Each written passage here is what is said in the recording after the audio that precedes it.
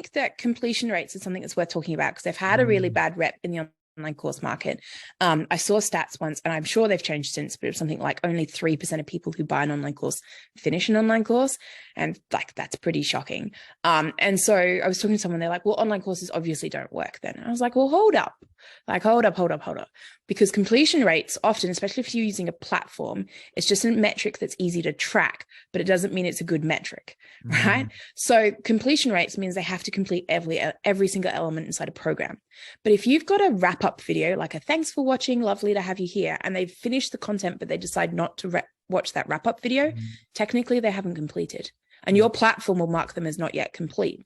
But they could have done 99% of the program. The other thing is, if you've got students who are implementing as they go, they don't have to do the whole thing. Like maybe they've done your first couple of modules and they've gone, this stuff's awesome. And they've actually gone back to the market and they've tested it and they've used it and they're getting results.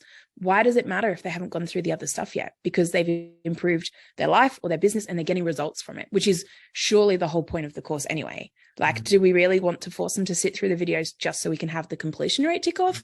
Or do we want them to get results from the program? And I'm pretty sure it's the latter. So I often encourage people to look for, and it's heaps harder to track. Like there's no easy metric box to follow, but like implementation rates and results are a much better metric than completion rates.